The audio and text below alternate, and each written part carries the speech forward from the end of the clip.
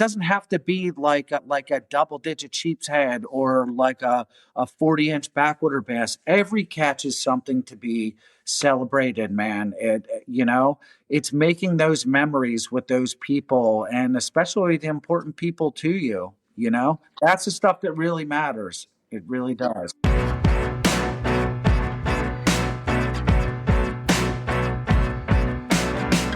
Hello and welcome back to the Fat Dad Fishing Show. I'm your regular host, Rich Natoli, and tonight we're going to have on Captain Scotty Sevins, one of my favorite returning guests of all time. I'm trying to bribe him to come on like every week, but we'll see how that goes. I mean, he does have a job, I guess. But yeah, I love talking to Scotty. He's just one of those guys that, to use one of his terms, I just vibe with.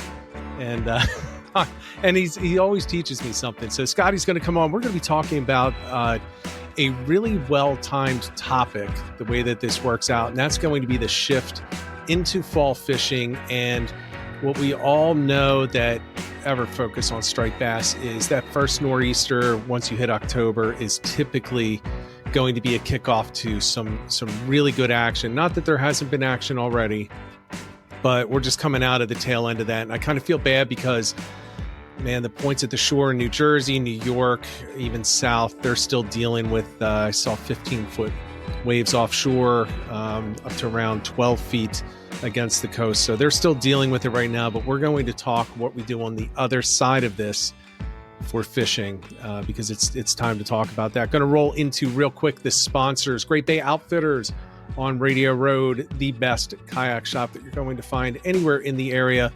Check out Great Bay Outfitters for anything that you need. And Paul did post on Facebook as the lagoon is flooding. This is an outfitter on the water, which is key because you can test out the kayaks. But it also means that Paul keeps kayaks on the floating docks. And the floating docks are, I think, above the bulkhead right now. So he has said, if you find any kayaks floating, you can claim salvage rights. So maybe that'll happen. Hopefully it doesn't for Paul's sake. But yeah, they're getting hit down there. But if you need anything, Native, Old Town, and any variety of other brands that he sells used on consignment, check him out. Radio Road in Tuckerton. Quad State Tune, Kevin Driscoll is your man. If you have a Toyota truck, we're talking specifically the 4Runner Tundra, even the Lexus 460 and 470. These engine tunes are what you're going to need to improve the torque, get a better throttle response, more horsepower. Talk about the Gen 3 Tacomas, outstanding trucks, but they have a little bit of a gear hunting issue where they don't quite shift as smooth as they should. This tune will take care of it. Reach out to Kevin, 484-633-5975. He'll let you know if you need it or not. He's not just going to sell it to you because you have a Toyota. He'll talk to you about what your issues are and what your hopes are, and he will tell you flat out if it's for you. So reach out to Kevin. And then the final is me for real estate. I am at Weichert Realtors Cornerstone in Bluebell and Collegeville, PA. So anything Southeastern Pennsylvania real estate, give me a call. Happy to help. Primary residential, can do some light commercial. And as a matter of fact, I can also help you with other states. I do have listings in other states that I work with other people on under their names. So any questions, reach out to me. I'm actually helping a friend who lives in Denver right now, just, as a consultant on the side for them. Happy to help you out. Number's 267-270-1145. And as we're just about to jump in, I'm going to bring Scotty on in a second. I want to just take a second to reach out to everybody that is watching live, listening later, or watching the video later, and just say, I am really appreciative of everyone for tuning into this. This is kind of like a passion project, not making money on this, but it's something I love doing, love connecting with not just the guests, but all of you out there. James Flynn was the first one in chat. He's almost always the first one in chat. And it's just great to see you guys coming back. And my brother's in there. Good to see you, Tom, even though you're there to troll. We all know that. Scotty's in there. Tad, I haven't been on the water with Tad in way too long. Paul's in there for Great Bay Outfitters. Michelle and Joseph are in there so far. And there are a bunch of others that haven't chatted. But I am really grateful for everybody for kind of sticking with me over time. This is not easy to do, especially as a solo show, but I love it. And the guests like coming on and connecting with all of you. So yeah, with that said, we're going to bring Captain Scotty Sevins on, because Scotty is the one that I need to talk to about this transition, because you talk about somebody who is well into the summer species during season. He makes that big switch and then starts to dominate the fall species while he has a boat in the water. And then actually, even after that, he's been known to take other people's boats and go out and get some great footage and pictures. So with that said, I'm going to bring him on stage. Captain Scotty Sevins. Scotty, it's good to see you again, man. What's going on, fellas? Very it's good happy to see you, Rich. Yeah, very happy to have you on. And I'm very happy to have you on post Sheepshead. So I am so happy to look and talk and do anything else aside from Sheepshead at this point in the year. Yeah, I can't even tell you. I got to tell you, the last 2 weeks or so, I've actually had an opportunity, a time or two, to get out for a few hours myself, and I was not dropping for sheeps. I was fishing for bass, and I like, just to get my hand around some bass lips again. Yeah, I gotta tell you, I still have a little bit of bass thumb, but like, it just felt good. I've never been more stoked for bass in my life, and I never really thought I'd say that. You know what I mean? Because after a while, you just kind of get a little bit jaded to things, but like, super excited for this change. Yeah, I am as well. And look, full disclosure to everyone, as I get in, through my recovery and back into things, Scotty and I were just talking. I've only been out 5, maybe 6 times this entire year, which is 5 or 6 times more than last year. And I have always said striped bass is not one of my favorites, but I decided, though, I guess the lack of fishing, maybe I took it for granted, because I've been getting more and more excited for this changeover to happen and for the fall to hit. And maybe I did just take it for granted, because I started the last few weeks kind of saving my time that I can get away from work and kind of stacking it later in the year. So one day is for the Fat Dad fishing get together, which we're going to do on the Osprey. As soon as they publish the schedule, I will tell everyone live. Okay. I'm doing that. I remember we did that. The last time we did that, I think I caught the only fish. I caught a starfish. Yeah, that's and right. You know what? Coincidentally, I actually saved that and dried it out and gave it to a friend of mine. Oh, did you? Yeah. Yeah, that was rough. Yeah, the starfish day. Oh, yeah. That's brutal. Yeah, I tried, but somebody else caught a lobster, so I think that may have superseded. I don't know. I feel like mine was technically a fish. Yes, so there was a lot of discussion and debate about that. Yes, there was. Yeah. But either way, I've never had such a fun time getting skunked in my life. It was just good vibes all around with everybody. Yeah. Ben was there. Ed was there. It was just so much fun with so many good people. So I'm so down for that whenever it happens. Yeah. And I'm just waiting for the Osprey to publish their schedule, because look, we could just rent the whole boat, but it's too much. I can't do that solo. I'm not going to be able to do all this and then collect money and do all this stuff to get it set up. So we're going to wait for the schedule to come out. Okay. And then as soon as that happens, the next Monday, I'm going to announce live, and I will let people know in the social media posts what day it is so that people can jump in and get their spot. Okay. And actually we ran out of spots. I actually know of a few people that would be interested in going. Good. The more, the better. Yeah. I remember the last time we did it, I was not feeling well, but I had such a good time because everybody else was having such a good time around. It's all that matters, man. Yeah. It was great. And I'm really looking forward to it. I keep getting texts. When is it? And there's nothing I can do unless maybe I can call the captain and just say, hey, Amanda. Yeah. When can we get this thing set up? Yeah. She's the best. She really is. Yeah. Behind the scenes, she's doing everything.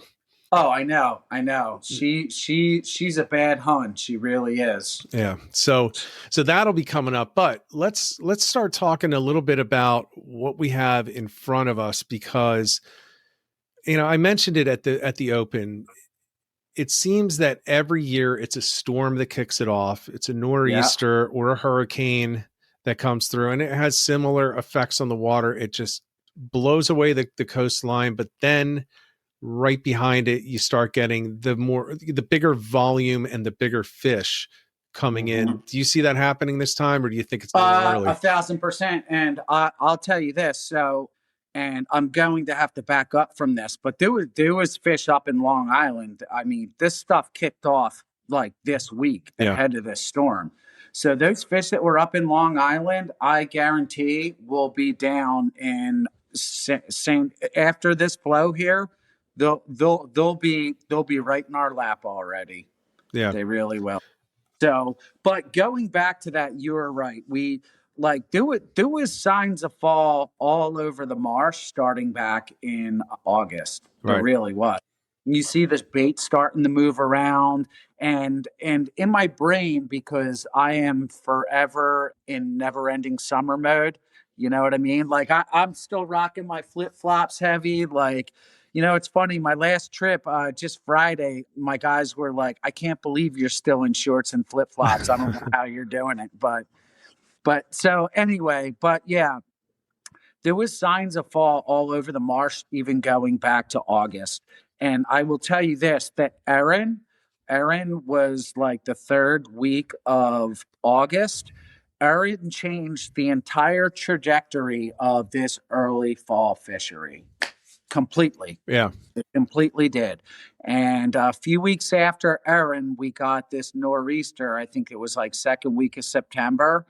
Again, completely changed the entire trajectory of the fish that I saw, what was here, what moved out, and what moved in. yeah, And I gotta tell you, like we like those storms, while it put a damper and killed one fishery, it brought like a whole realm of new possibilities. And I'll tell you what, it really brought with it, even those earlier storms. I'm going back with Aaron.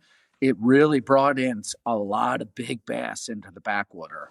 I'll yeah. tell you that. Well, how Yeah. have you been doing on them in your personal time? You're not Um, chartering for them yet, are you? Or have you already made well, that? so I always bring Spot with me no matter what I'm doing, and I always bring that as a backup.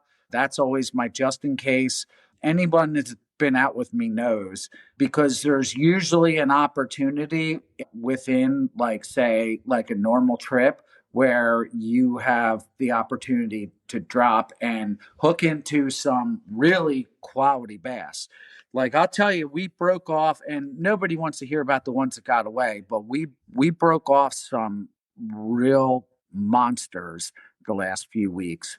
And it's just based on what you're trying to pull them out of. You're just trying to pull them out of wretched, wretched, wretched rubble. Yeah, And you know what I mean? And I'll say this: people say, okay, we'll scale up the tackle. Well, you do, but there's a very there's a very distinct, like, correlation between the size of your tackle and your leader size and the amount of bites that you get.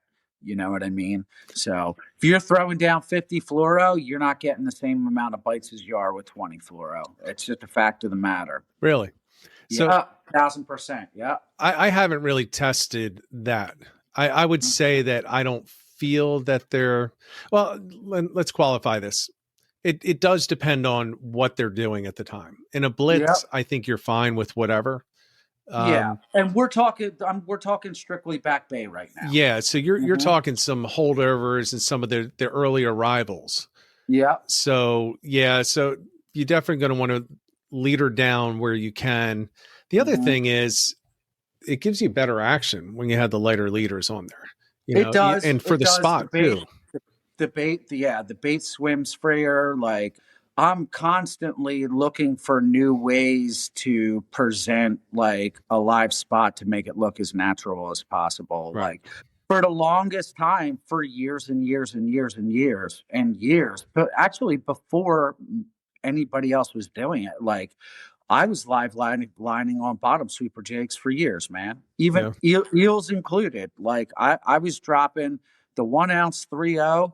That was my eel rig go to, and of course you can't Yeah. do that anymore because you know The circle hook. circle hooks exactly. Yeah, But which I was shocked that I suspected, but I was still shocked that they don't have any updated mortality rates based on circle hooks. And not only do they not have them, they haven't studied it. yeah, and listen, I'll say this, and like like I really do try to follow the regs, but I was one of those I did not want to switch over, and I switched over, and I will say the next 10 fish, 8 out of 10 were all gut hooked with on circle hooks. Really? Yeah, absolutely. Man, back when I used to live line with the bottom sweepers, they were always caught in the same thing, same place, right in the tip of the Yeah, tip right of at the the top. snout. Yep. Yep, right at the top. I never had a swallowed hook live lining on a bottom sweeper, not ever. Yeah, I think, one of the things is that I think circle hooks work. However, Mhm. it doesn't matter what the shape of the hook is if you're letting it eat it all the way. Yeah, exactly. It's gonna circle its way into something on the way out. I mean, that's soft tissue it's going through if it gets down into the stomach. Yeah. And when you think about it, people that are using circle hooks may be dead sticking. And if they're dead sticking it and they inhale the thing, all it takes is that second gulp of it. It inhales it Yeah. and then it gulps it all the way down. And Yeah. then, on the second or the third time, once it's turned right in its mouth, and that's it, you're gut hooked.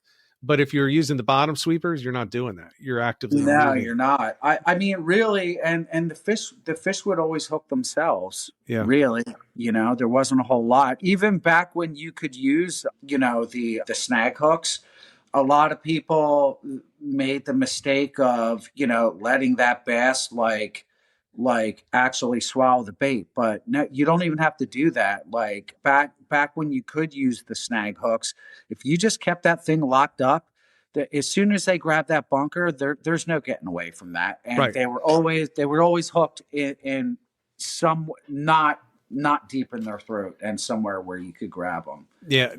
I'll tell you this though, as far as the snag hooks, for me personally, I didn't see any issue with saying, with the no snag and drop part of it, Yeah. because look, my snag rigs are not the rods and the tackle that I want to use to actually catch and fight a fish. Yeah. They're typically heavier with that real heavy tip. They've got a heavier leader on it. And I'm just cranking that thing out as far as I can, because often you're doing it offshore or out front and the bunker is not right next to you. Now in a kayak, like in the Raritan, you can literally just toss 5 feet and just snag something most of the time. But back then it was, you're pulling the boat up and you see it 50, 60 yards away and you're hauling to get it.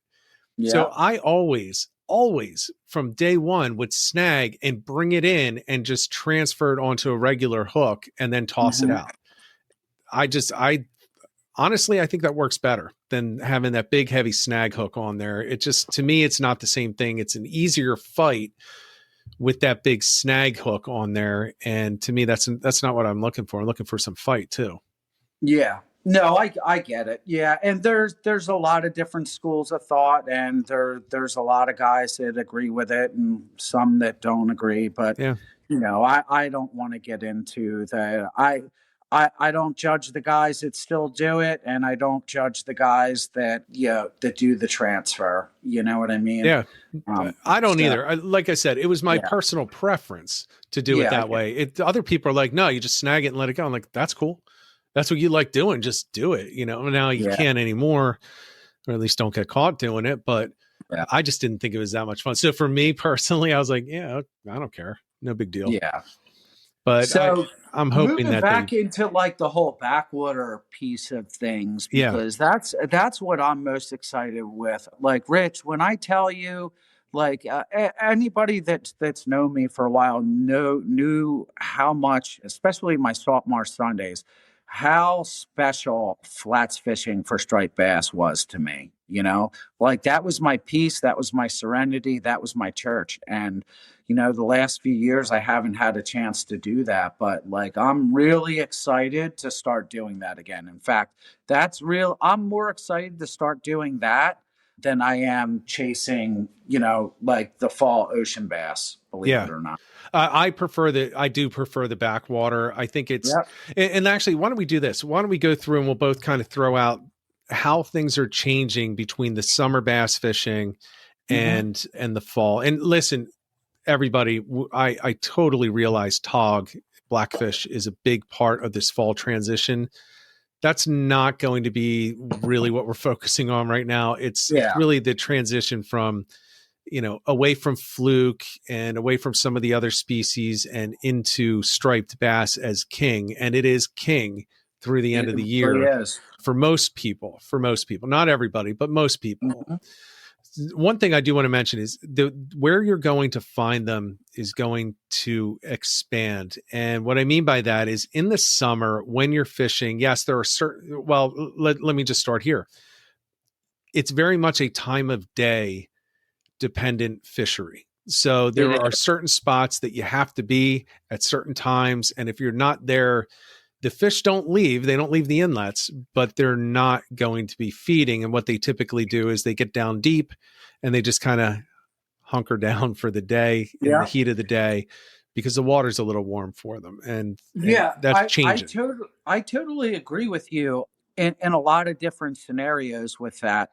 But believe it or not, like even the last few weeks, like the bass that I've been plucking, even bigger bass, believe it or not, is like midday stuff. Right. But what's Yeah, the water temperature right now though?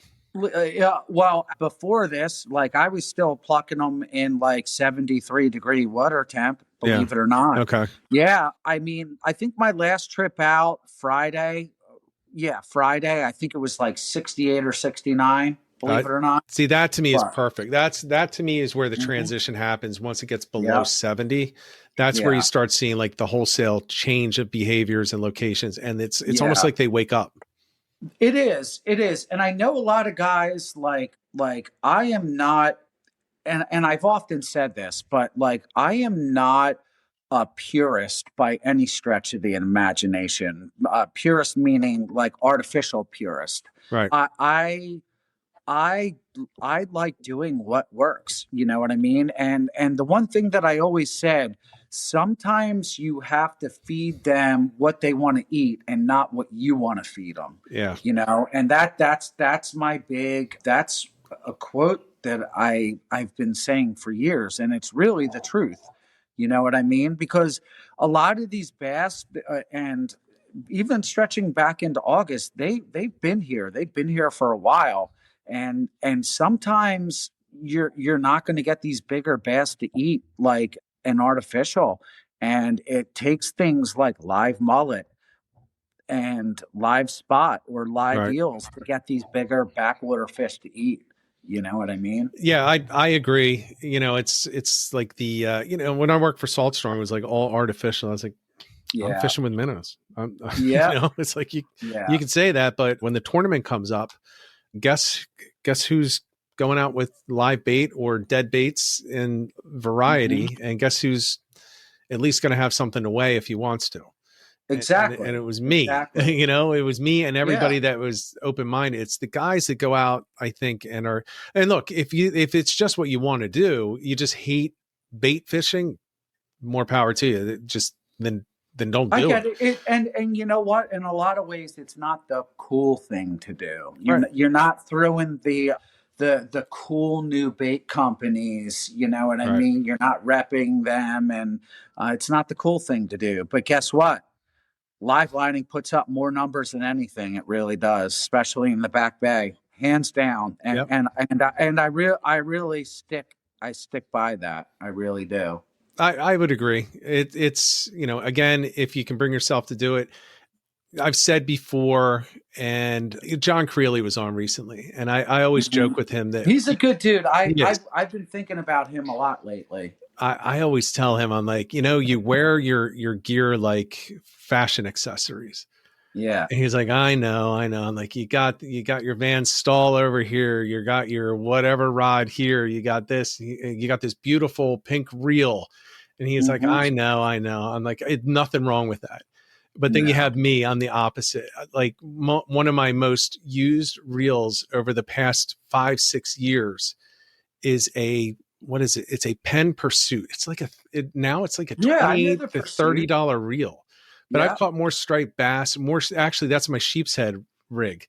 I've caught Hmm. more Sheepshead, striped bass, and fluke on that than all of my others combined. And I don't go Yeah. really expensive for the kayak, but I You just can't. don't do it. You can't take the chance. And it's funny. Like people think like, oh, I have all this expensive gear, and I do for like my fall run ocean bass. I do have my really nice setups, Yeah. which I'll go over shortly. But if people looked at my backwater setups, they'd be like, what even is this? It's destroyed. It's literally destroyed. Like I haven't bought myself a new backwater fishing reel in probably 6 years. Yeah. And all my backwater rods, my tackle is just trashed.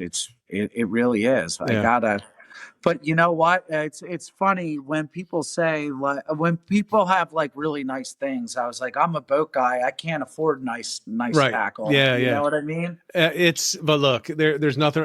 Again, there's nothing wrong with it. I got to show this comment. No. This is freaking hilarious. Oh my What's god! this?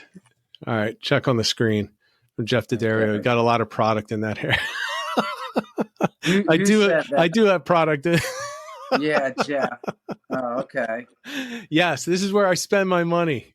Oh, Keith Alenardo. What's up, Keith? That's Hip Fish. How you doing, buddy? Yeah, and Keith has a good point that I also started to bring up. I just had to bring up the hair product thing first. Yes, I do spend Yeah. money on certain products. I gotta tell you, Keith is one of those guys that flies under the radar, and he doesn't get enough acknowledgement as he should. Keith is an OG in this game, Yeah. and I have so much love and respect, and I'm just giving him a shout out right now, Keith.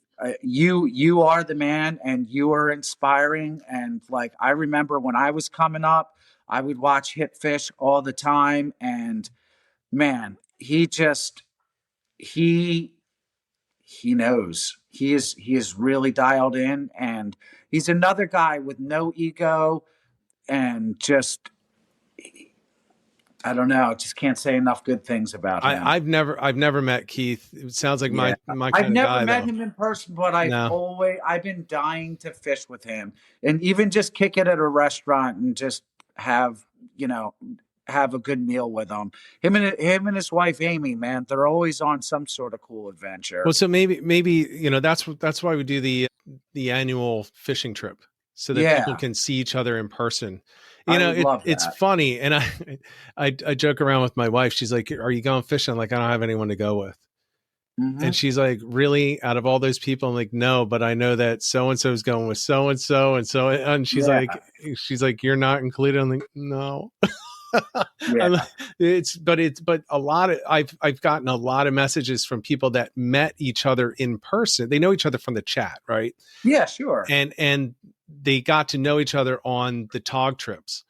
And now they go Yes. out and they fish together all the time. I think that's awesome. Yeah. That's one of the Yeah. best parts of this whole thing. I can't say enough good things about Ben Barber too, crabbing and fishing, man. Yeah. It's been so nice to see his rise. Like that man, I met him in the chats and through this and met him on the Tog trip and I've just seen him accomplish so many great things. Like and it's nice to see, man. Shout out to Ben Barber.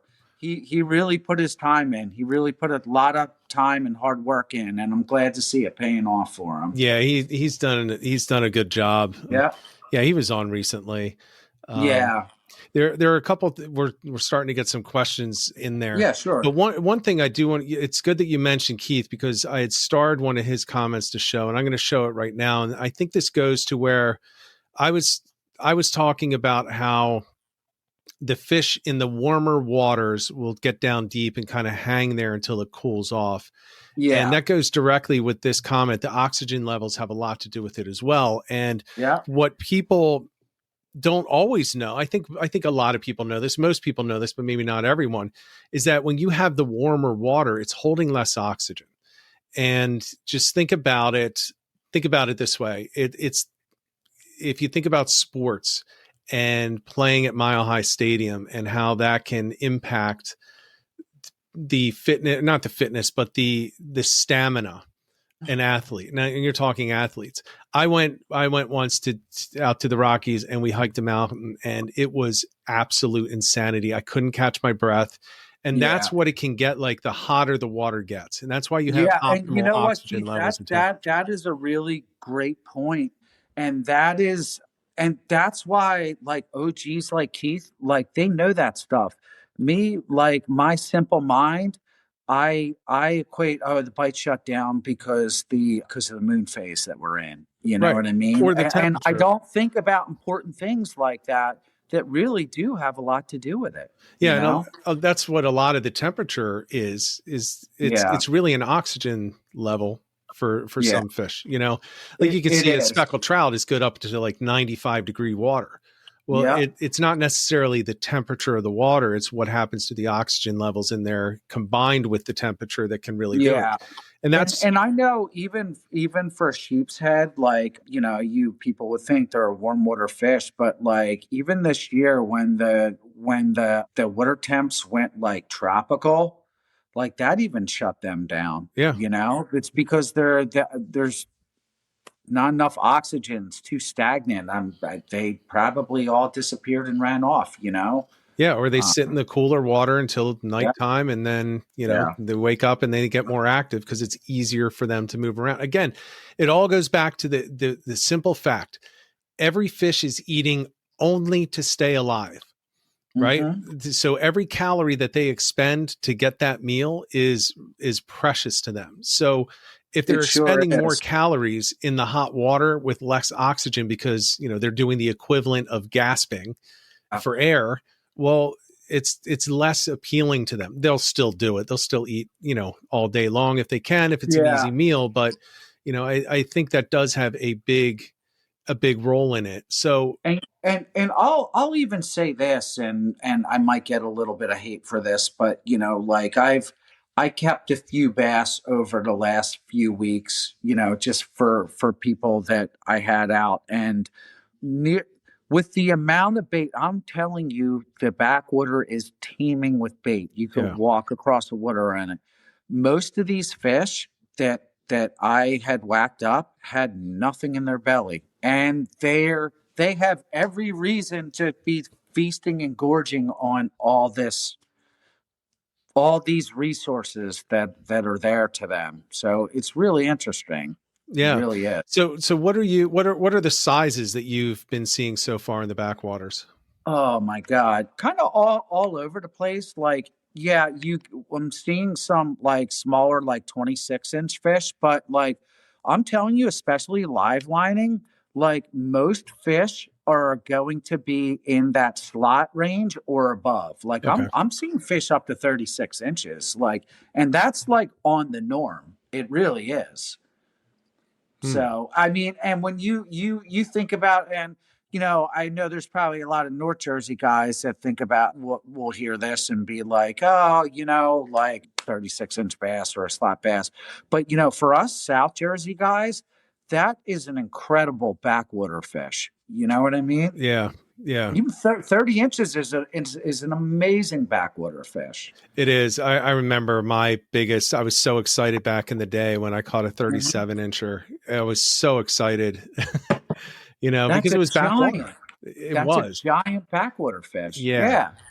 You know, it's funny, and it just makes you reminisce on things. Like I remember, like my when I really first started getting into backwater fishing. I remember my first like actual keeper bass, and the regs back then it was two fish over 28 inches or Yeah. whatever. And my first keeper striped bass, and looking back on it, I wouldn't have kept it these days, but was probably like 33 inches or something like that. That's a good one. And it is, but I was so proud. And like, I remember that there's a picture of me with it, and the look on my face and just the excitement, like I was shocked that I was even able to do it. Yeah. And it's funny, in his belly, he had one big giant shrimp, like a prawn-sized shrimp in his belly. Really? Yeah. Yeah. I was actually just talking with a buddy of mine about that. I believe that it's this time of year that we actually do get a huge flow of shrimp, of like big shrimp that come into our back bays this time of year. Really? Okay. So Mhm. I did not know that. And Yeah. so that's key. I mean, knowing Mhm. things like that, I mean, that's important because that changes your tactics right there. It does. It does. And I'll tell you one Yeah. thing, I'm just going to mention this. One of my favorite lures to use when fishing artificial is a shrimp lure. And I'm not Okay. saying Yeah. gulp work, by the way. A lot of people won't use gulp for striped bass. They work, they're fine. You don't need them. But you start looking at any of the larger shrimp patterns and throw those up along a sod bank and just let it kind of, knock down the ledge. That to Yeah. me is a great way to do it. I do put some Procure on it, but I found that the best way to work a shrimp in the backwater is in the shallower waters under a what's it called, a popping cork. Yes. Oh, that Oh is a man. great way. Now we're getting into the weeds with things, because this is something that I've started to implement, and I'm starting to use this in a lot of different ways with the popping corks and Yeah. everything, and the floats, and being able to set a float at a certain distance. I got to tell you, the guys up in Jersey, that is something that is not utilized nearly enough and Right. can be absolutely deadly, especially with flounder, striped bass. I'll even go as far as to say, as your barnacle eaters, so to speak. Yes. I Now you're getting somewhere. Yeah, I really like them. And a lot of people Mhm. think, oh, it's a bobber, but it's not. Like, you actually work it. Mm-mm. And there You is a do. way to work it. And it's just that noise, that clack. For some reason, it brings them in. I've heard everything from it mimics an injured bait fish to a crab, whatever, the sound a shrimp makes when it takes off. I don't know what the hell it sounds like, but I know that I've caught a lot of different species of fish, everything from redfish to specks to weakfish to fluke to striped bass on it. I don't know. I can't recall anything. Oh, bluefish, obviously. You catch bluefish on a bottle cap. Yeah. But it works. And you can put artificial or you can put natural baits under it too. So it's You sure really up to can. you. And you know what? I'm just sorry if I'm looking away. I'm just looking through like the chat, and like this is why I love the chat in this community so much. Yeah. Looking at Keith, just said my biggest backwater bass is 42 inches in like '01. Maybe he said he never beat it, and that was on a clam. Ha ha. But like a 42-inch striped bass in the back bay, that's a monster, That's man. That's a absolute. monster, and that's something to be proud of. It is. Yeah. Bang, crabbing and fishing. I believe any catch for a given person might be their personal best, and it will always be celebrated on my boat. And you know what, Ben? There's no better.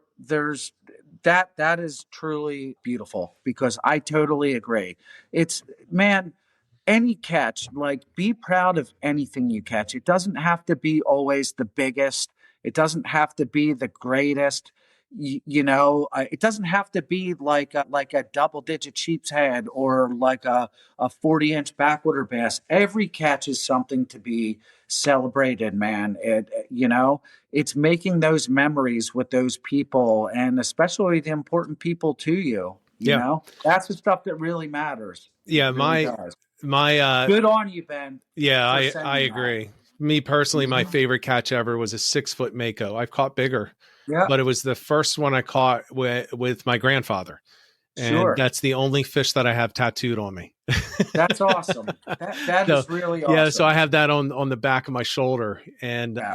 a lot of people would look at that. If I don't even know if there are any pictures around anymore. We did, by the way, eat it. Back when pictures were actually pictures. Yeah, there were pictures. We did eat it for dinner. Good. Well, many dinners, but it was, I'll never forget that. And that actually got me into a decade of just constant shark fishing. Obsessed with sharks. Exactly. Yes. And everybody, if you even follow me, you've heard me tell this story, but one of my earliest fishing memories, my dad had me on a boat. I think I was 2 years old, and they took me mako fishing for my first time at 2 years old. And they proceeded to hook into probably a 10-foot mako. And I just remember being in awe and watching this thing somersault and jump. Yeah. And they're like, Scotty, get in the cabin. And I just remember climbing up on the helm seat and watching this thing swim by. But you know what? That is burned in my memory forever. Yeah. Like, I don't know these days who would take a 2-year-old mako fishing. Shout out to Nut for doing that. That was epic. That's awesome. But that's what got me bit. Yeah. That's what got me bit. And I was obsessed with sharks after that. Yeah. I'm still obsessed with them. I force myself not to go for them. But honestly, and we'll get back on topic in a second, but honestly, what I want to do is do a mothership kayak trip. If I can find somebody to do it at an affordable price, to take us off, 30, 40 miles, maybe out to the Cigar or something like that, drop the kayaks in the water. You just mothership around, you do your own fishing, hang out, and on the kayaks, go shark fishing. Yeah. And then, when we bring it in, if it's, a certain size, then obviously we can land it and they can boat it from the actual boat and they can take care of it because you don't want to kill it. You know what, Rich, if you're serious about doing that, I know some guys that have boats that would actually love to make that happen. And even, like a thresher or something like that. Yeah. I actually do know some guys that would be happy would probably love to make that happen. Oh, well, we'll talk about it then. I just got to find a couple of other people that are willing to do it. Yeah. I think it would be great. Fun. I think it would be so much fun to go out there and do that. All right. Well, we got to jump back. While we've been talking, there's been a conversation in the chat that I think is worth bringing up. And it's about we were talking about the different brands and the pricey equipment and everything. So Jeff started off the conversation, said, well, how do you guys feel about Penn? So I'm going to start off and I'm going to say Penn used to be, in my mind, the best that was available. We're talking 30, 40 years ago, right? Yeah. And that's all that, and look, full disclosure, I was brought up on Penn. That's all that we ever had. Same. And they're heavy as hell, the old ones. I still have old ones and I still use them when I'm surf fishing with bait. If I'm sticking it in a rod holder, that's what I'm using. I still use Penn, even though they're made in China. They're not of the same quality, and a couple reasons. They are still more reliable, in my opinion, than most other brands. They're less expensive, and any shop can fix it at a reasonable price. Yeah. You look at Daiwa. I absolutely love Daiwa. You break a Daiwa, you're never going to get it fixed. I mean, you're talking years to get new parts. No, I think the Real Seed actually works on Daiwa, but same. Yeah, it's very difficult to get that stuff worked on. And it's funny that you say that because I remember when I first got into backwater fishing, my first real good reel that I bought was the Penn Spin Fisher V, a live liner 4500. I still have that. And you know what? It's something that I use for my charters now for live lining. Yeah. And that thing has never once been serviced. The paint is peeling off. It has been abused. I used to use it for my ghetto shark, and I would call it. Yep. And it just keeps working. Yeah. So, I mean, Penn stuff is great. It really is. The other things. So Stratic is probably my favorite reel. It's a little pricey for me in a kayak. I have dropped, just being an idiot, I've dropped, rods overboard and watched them sink. So that's the reason I don't spend money on them. It's not because they get abused by the salt, because every single one, including that Pursuit I talked about, that is literally on every kayak trip that I take. And that little $30 reel has been going since before actually, it was in the first video I ever made for this channel was that rod. And that stuff, like my 4500 live liners, it becomes very, very sentimental, and some things just have the mojo. But I was going to get into some of like my fall run gear that I have. Yeah, let's roll right into that. So my fall run gear, this is my hands down my favorite rod. So this is built by House of Rods. Shout out to Uncle Chuck. He is the best. This is a Black Hole Suzuki blank, and it's rated to half ounce to 2 ounces, but you can do a lot with it. I have it set up to where it's got like the surf handle grip, and on it I have my visor. Now this is the Gem 1 visor, and I've had a lot of issues with this, but I will say the company has been very, very stand up, and they were great to deal with, amazing customer service. But I do have 30-pound braid set up on this, and this is 8 foot. Like, even fishing from the boat for fall run stuff, like I really prefer 8-foot rods. And just real quick going into this, and this is my one heavier backwater setup that I use. Now, this has, I'm a huge fan of the VRs. I know that we're getting into expensive stuff, but these VRs are incredible. And this is a VR 50. But I will tell you this. So for me, the perfect boat reel that you can do anything with for the fall run would be a VR 75, which my dad has.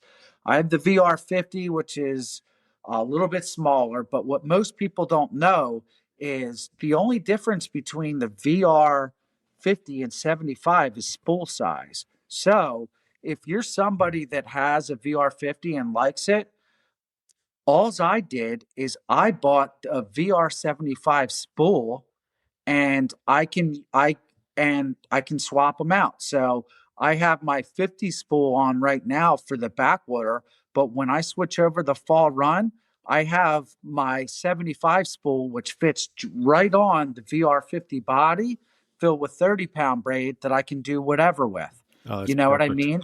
So yeah, so you don't have to. So if you do, you don't have to spend the money on an extra reel like that, because I don't have that like extra money. Right. So that is a great little trick. And a lot of the VR stuff is sized like that. So yeah, so I'll be putting my 75 spool back on the 50 now that we're getting into like the fall run stuff. Then going into like my heavier outfit, and this is another one, this is my it's my pink rod made by House of Rods with the My Little Pony spec in it. Yeah, I love it.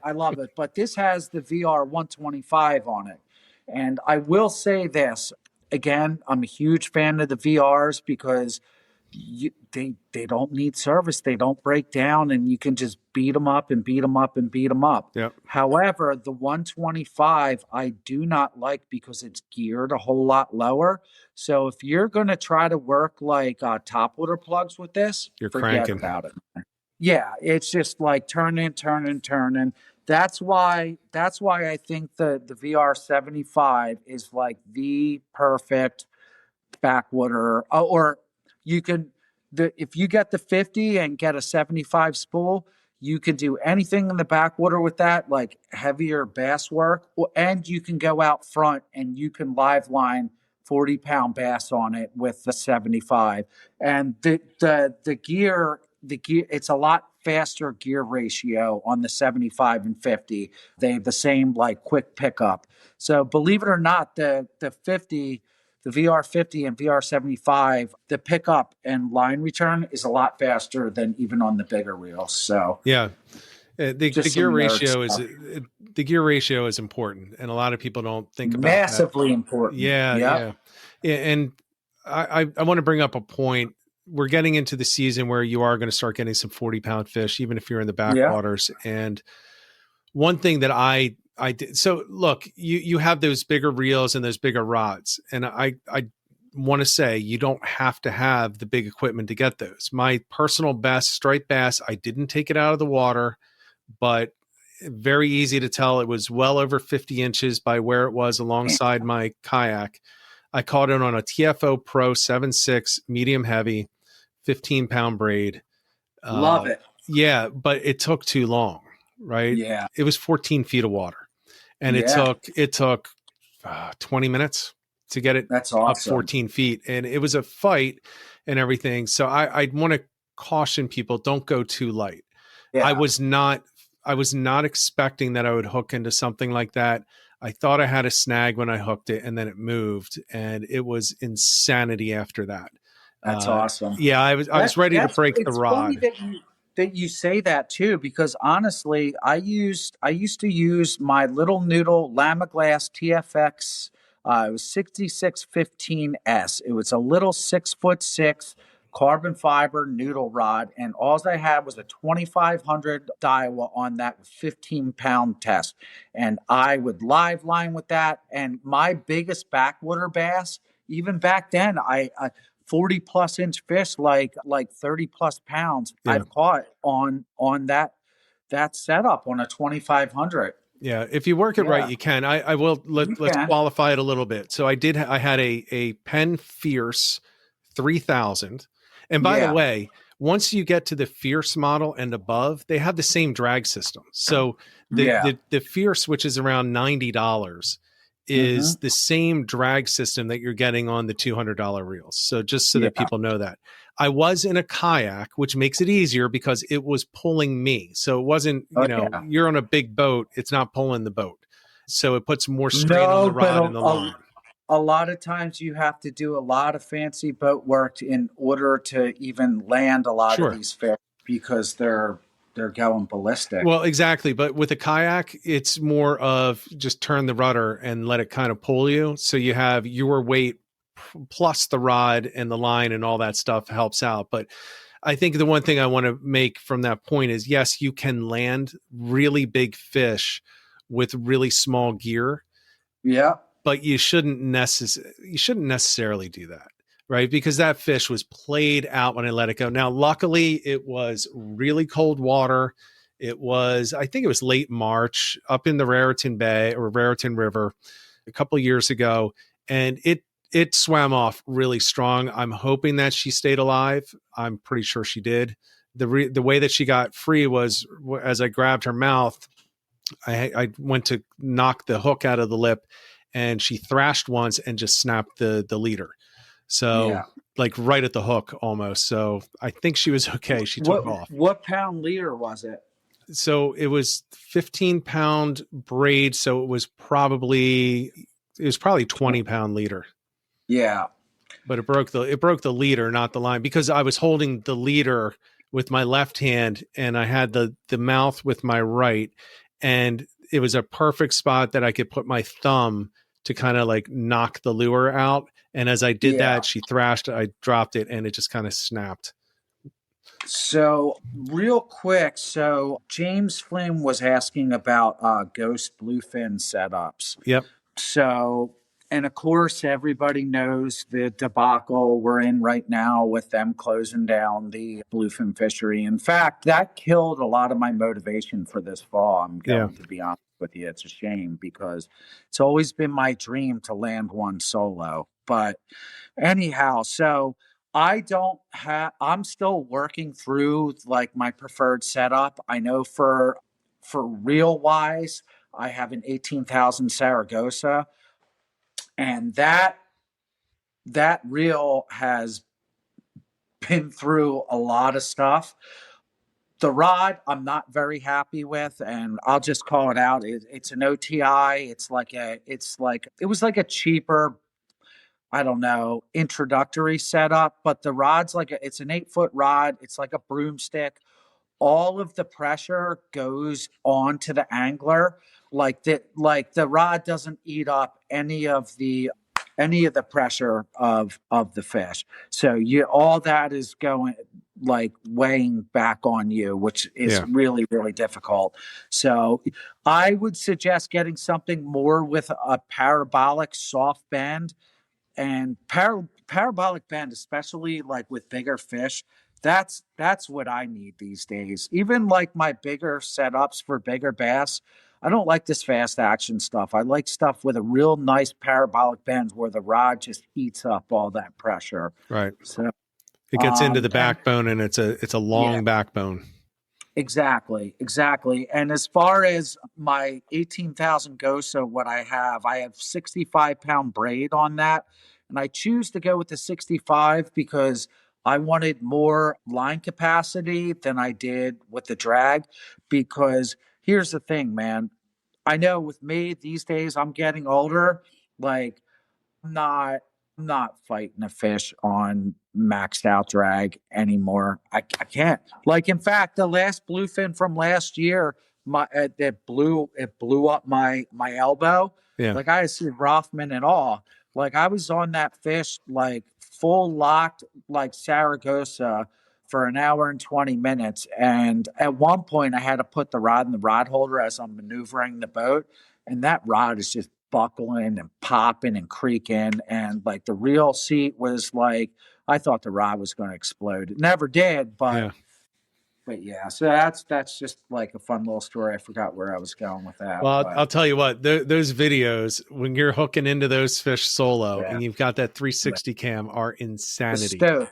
Yeah, the stoke is just unreal when you're chasing a feed for 6 hours and you get one bite or two bites and you finally get one to stick. It's just like there is nothing fishing wise that could ever compare to that.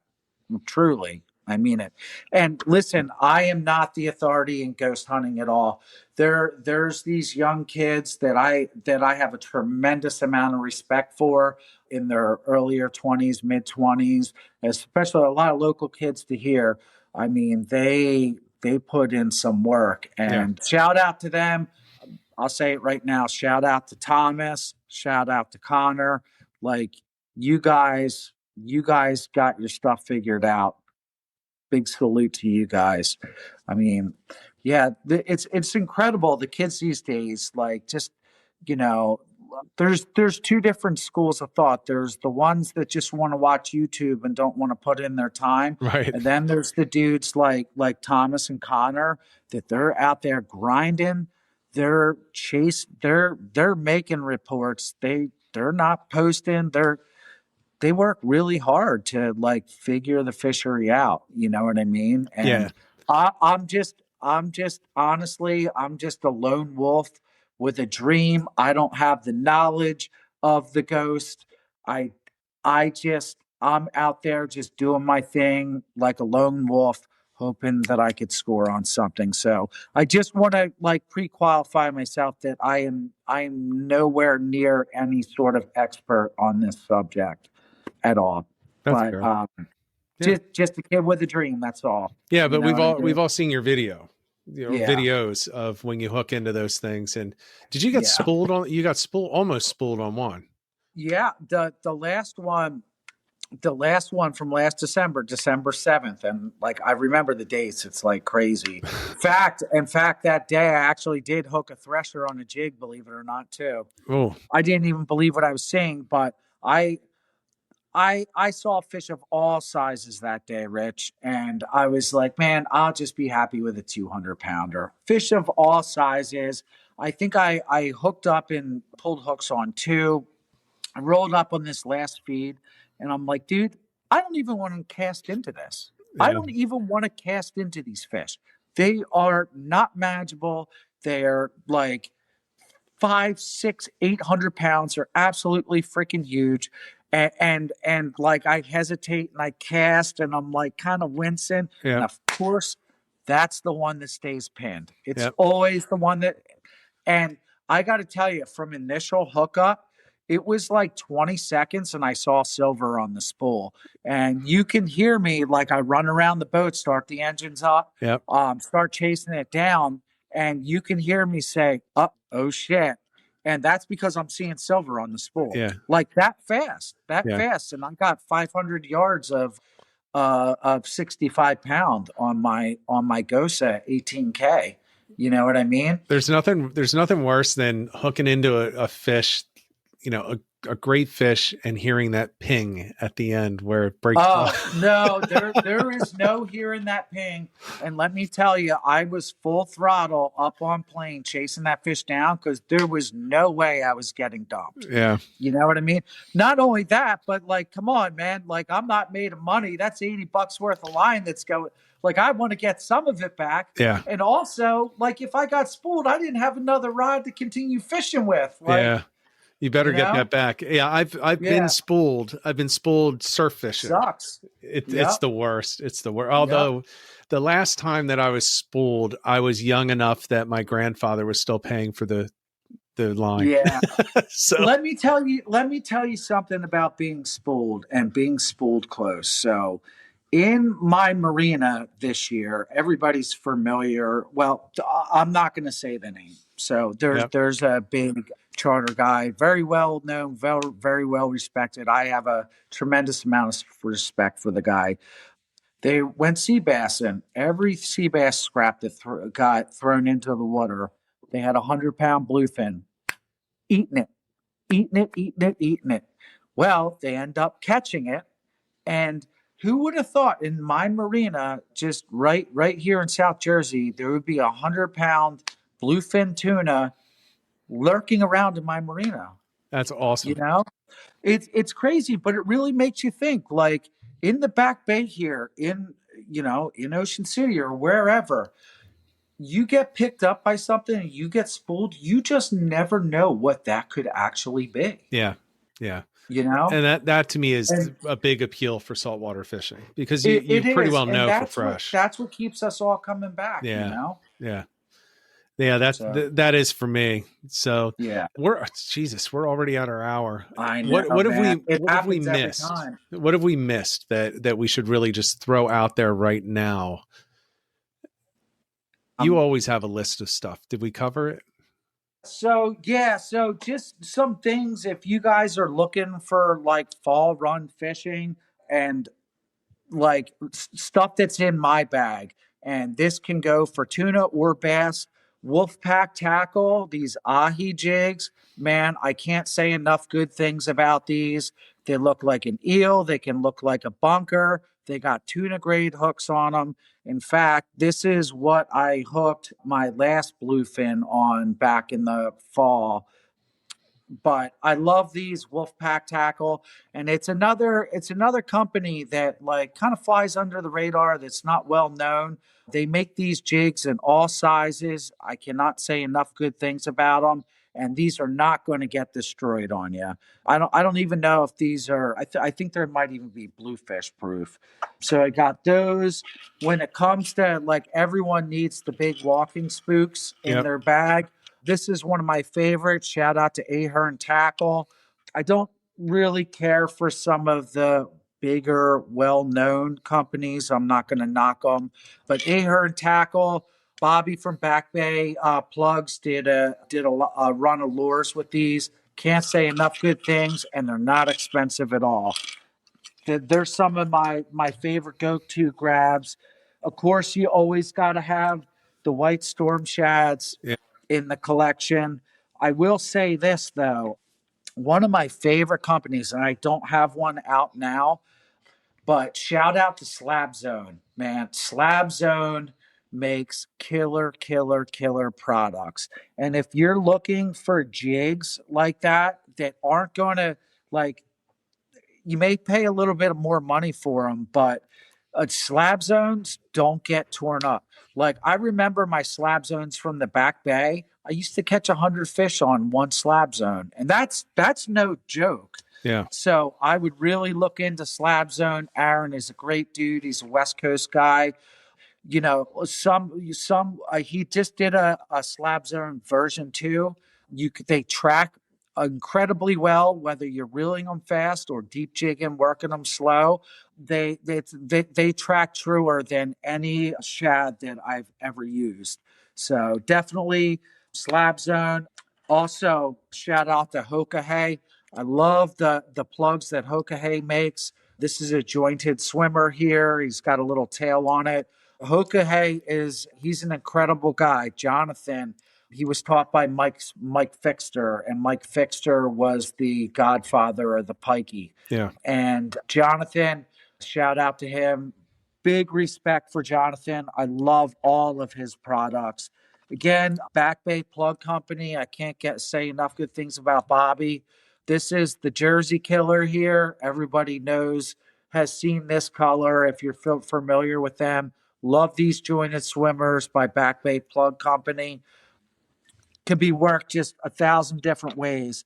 And one of my all-time favorites that I don't throw enough because I'm so scared to use it, but is the Larson Lures jointed swimmer. Yeah. I am a huge fan of these jointed baits. Man, nothing swims like these guys. And Larson Lures, they they just have it dialed in. I mean, you throw this in the water, it looks so good you would pile on it. Yeah. You really would. And I got two different kinds of these. I got a bunker color and the white. White has always been my favorite, but big shout out to Larson Lures because he really does make some incredible stuff, and his jointed stuff, amazing. Also, I haven't even mentioned them, but Personal Best Lures. Can't say enough good things about their topwater plugs, man. I've been using Personal Best for years for the fall and love their stuff. So there's a great list of things to go for. I'm going to throw something out there that's a little different. Yeah. You've covered all of the hard baits and those artificials, but for those that are watching, those that are listening didn't see this, but every one of those was a large lure. Yeah. And I'm going to throw in, I don't know if there's science behind this or not. There's my experience and my results that I'll just share. I often catch the biggest fish on the smaller profiles. So yeah, so something like that. So I'm talking now, when I say smaller, I'm saying, like a soft plastic that is, I wouldn't go under necessarily 5.5 inches, but up to like 8, but something with a small, a thin profile. So think about any type. I don't care what brand, throw whatever brand you want. If you think you have to do no live bait needed, then just do it, whatever. Yeah. But a soft plastic with a low profile in the midst of a bunch of large profile natural baits can stand out. It sure can. And when I caught that fish, that the biggest one that I caught that I talked about earlier, the 50+ inch one, that was 14 feet of water. It was on just a regular jig head with a Z-Man plastic. Yeah. The diesel size. Yeah. So it wasn't big. And what I did though is it was very bright outside. So I changed it up and I went with a darker color. So it was like a root beer color in the middle of the day. And I fished it right there. And now you're getting into my favorite color right there. And a lot of people are going to hate on me for that, but go ahead. Well, I love the root beer sparkle. Yes. So it has to have flecks in it. So this had silver and gold flecks, and it actually wasn't root beer. It was almost like a really dark green with a little bit of purple in it. So it was like this really ugly combination, but the profile was going to stand out amongst other things. So I found that when there's a ton of bait in the water, change it up and look different. So I like using the shrimp, because the shrimp are always going to look different because they're typically not going to be in mass in one area. So if there's a million bunker going by and one really nice sized shrimp, you figure they're at least going to see it, right? Yeah. And if there's a lot of bunker going through and I throw a very low profile, thin, soft plastic in there in a different color, so it's going to have a different contrast, a different silhouette, I'm going to throw that out there. And I have caught almost, not all, but I would say over half, maybe almost 70% of my biggest fish were when I was not matching the hatch, but they were active. Yeah. They were actively feeding. That's an incredibly good point. And it just reminds me of going back to Keith, hit fish. The day that he is on the jetty working his fly rod and ends up catching that 50-pounder on a fly. Yeah. I think we all remember that. I mean, that day went down in history, and he wasn't matching the hatch. No, no. No. That's why one of the best things you can do if you're live lining spot or bunker or whatever you're doing, a snag and drop. When you go to drop it after you transfer it onto that circle, throw it literally into the center of the bunker because it'll scatter them. And what they do is they'll make a big circle around it, and there's one fish in the middle, and it's your fish. That's how you get, if you're going to have the same profile of everything that's out there, make it stand out. And you can throw it along the edges and just sit next to the bluefish that are on the edges. Or you can throw it into the middle, scatter everything, and be the only thing sitting in a 15-foot area. So as soon as a bass comes through the middle there, they're going to see one bait. And that's how you got to find ways to stand out when there's tons of bait in the water. And that's just another way to do it. You do. And it's a good point there too, because it reminds me of, fishing the bunker pods and things like that. And shout out to Humpback Zach and his dad, Doug. I have a tremendous amount of respect for those guys. And again, not guys that post or do anything. He does make rods, Crazy Face Customs, love his rods. But man, they have their system, and for years, all they had was a little 18-foot aluminum boat, and they would crush fish. Yeah. And I don't want to give away their secret, but their secret was always getting their bunker below that bunker pod. Yeah. You know what I mean? That's where the big fish are sitting. They're sitting on the outsides, and they're looking for something that's, different. If they're in the middle, and even down on the bottom, right, like underneath, like waiting for just all the scraps to fall down, because they're the laziest fish. Yep. And let me tell you something, those two guys have caught more big fish and not even posted it or talked about it than anybody I know, really. Yeah. I don't think I posted a fish picture this year. Yeah. I didn't have any outstanding ones, but it was nice. Yeah, I hear it hurt my heart because I genuinely love the photography and videography end of things. Yeah.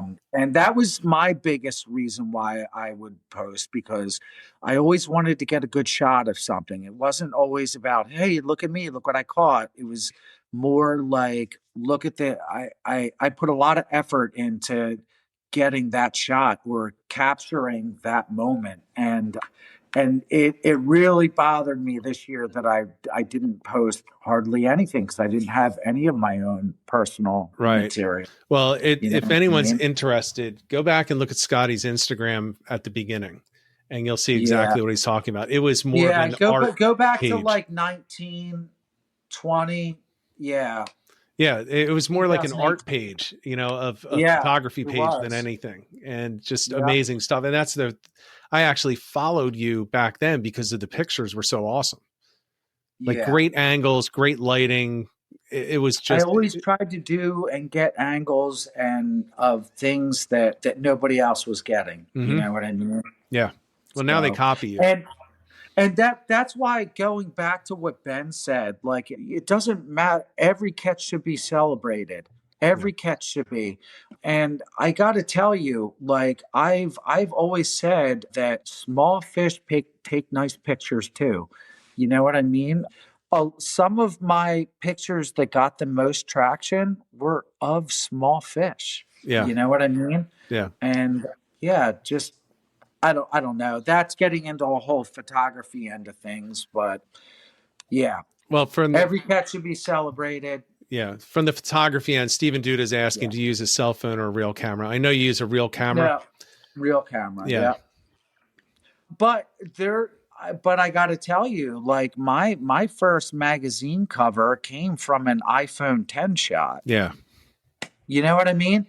Cameras, especially these days, can go a long way. If you get yourself a tripod and a shutter remote and proper lighting. And the biggest thing is too, that people don't think about this, is a background is what makes the picture. It's not the focal point of the picture. It's the background. People don't want to see nets and rods and all this crap and garbage in the background. And, like setting yourself up with a nice backdrop, that that creates the picture. It really does. Yeah. And then there's a lot of theories that go into that because I'm a freak about it, but the angle of the sun versus what way the direction the wind is coming from, there's all that stuff that goes into it. But then we'll be here for another hour. Yeah, But we'll get my brother on for that too. He's a photographer. yeah, he can educate us all. You two can share tips with each Yeah. other. So, well, look, Scotty, thanks for coming on. I'm really excited. I can tell by the chat that they're excited for this changeover once this weather gets out. Hopefully, I see a bunch of you in the chat, and I've gotten some texts from some folks that I know live on the Barrier Islands in New Jersey. Yep, Stephen Duda. Then there's no spot burning. That is key. Yeah, no spot burning. That is key.